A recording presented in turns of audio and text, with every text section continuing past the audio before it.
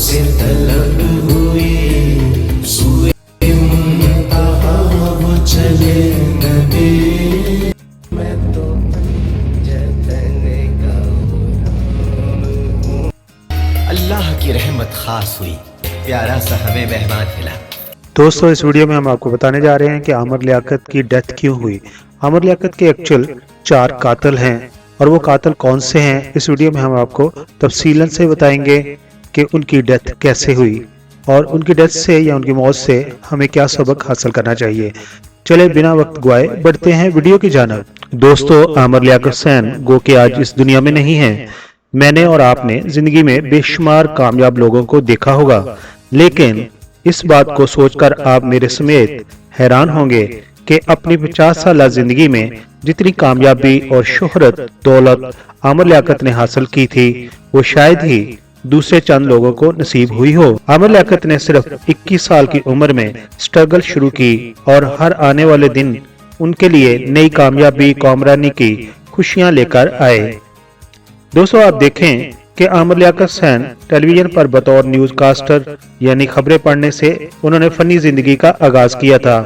फिर उन्होंने जियो टेलीविजन से एक प्रोग्राम किया आलम ऑनलाइन और उस प्रोग्राम को अपनी जहानत से अरूज तक पहुंचाया, जो आज से पहले किसी मजहबी प्रोग्राम को हासिल न हो सका था। और फिर उन्होंने जियो टेलीविजन से एक प्रोग्राम किया जिसका नाम था आलम ऑनलाइन और उस प्रोग्राम को अपनी जहानत से उस अरूज तक पहुंचाया जो आज से पहले किसी मजहबी प्रोग्राम को किसी टेलीविजन पर हासिल ना हो सका।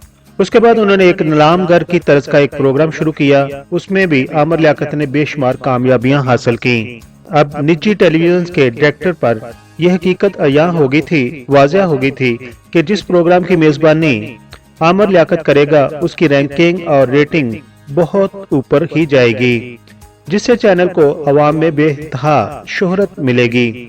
आमिर लियाकत हुसैन बताए गए तमाम मराहल को तय करते हुए रमजान ट्रांसमिशन तक पहुंचे और उन्होंने रमजान ट्रांसमिशन का आगाज करके इस प्रोग्राम को एक इंडस्ट्री बना दिया।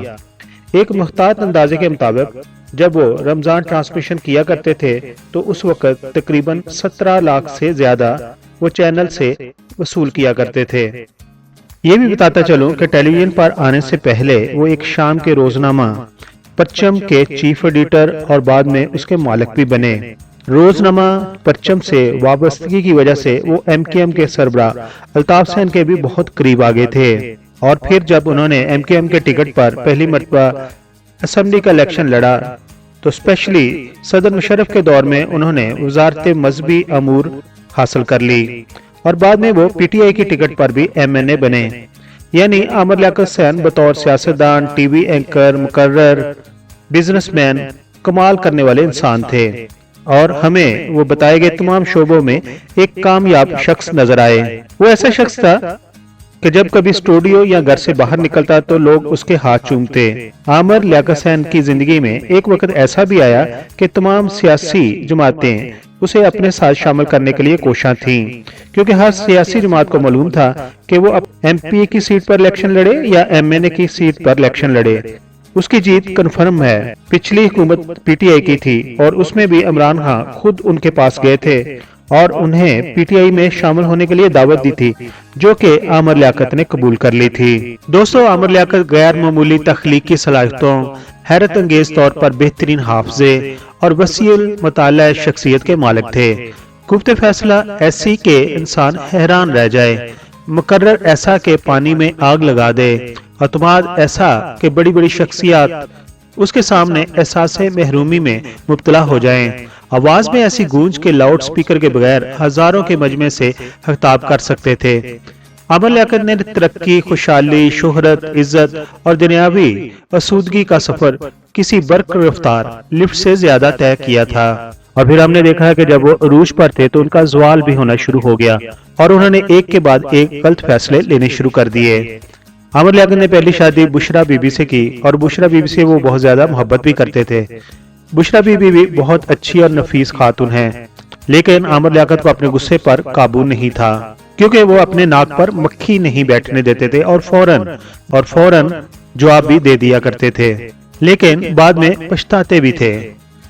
उनकी और बुशरा बीबी की अक्सर लड़ाइयां हो जाती थीं, जो कभी कभी बहुत ज्यादा बढ़ जाती थीं। लेकिन दोनों के इख्तलाफात के बाद दोस्ती भी हो जाती थी। एक मजेदार वाकया आपसे शेयर करता जाऊं। बुशरा बीबी के एक बहनोई थे और उनको घर में प्यार से बबलू कहते थे।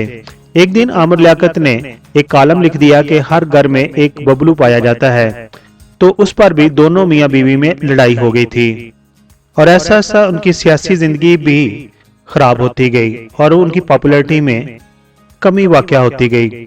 फिर उन्होंने दूसरी शादी जो थी वो अपने ही प्रोग्राम की प्रोड्यूसर एक लड़की से कर ली। वो प्रोड्यूसर लड़की भी काफी अच्छी थी और मैच्योर थी और उसका बैकग्राउंड भी काफी अच्छा था, लेकिन वो उसके साथ भी अपने गुस्से की वजह से निभा ना कर सके और तकरीबन 2 से 3 साल के बाद उनका ये वो रिश्ता भी खला पर खत्म हुआ। फिर उन्होंने तीसरी शादी दानिया आमिर से कर ली। दानिया आमिर उनसे काफी छोटी थी। दानिया ने जब उनसे शादी की तो उसकी उम्र सिर्फ 18 साल थी और इनकी उम्र तकरीबन 50 साल से ऊपर थी।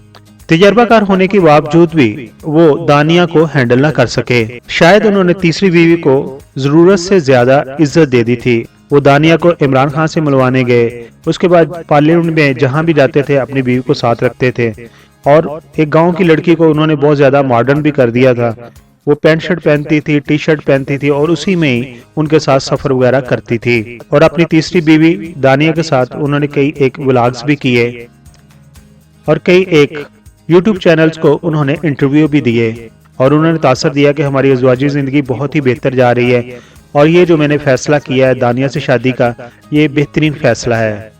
कुछ महीनों के बाद ही दोनों के दरमियान क्लैश शुरू हो गए। सिलसिला उस वक्त चला जब दानिया रूठ कर अपने माँ बाप के घर बहावलपुर में आ गई और उसने कुछ वीडियो क्लिप्स डॉक्टर साहब के बारे में सोशल मीडिया पर शेयर कर दिए और डॉक्टर साहब ने भी उसके बारे में एक ऐसा बयान दिया जिसकी वजह से उसकी बड़ी इंसल्ट हुई।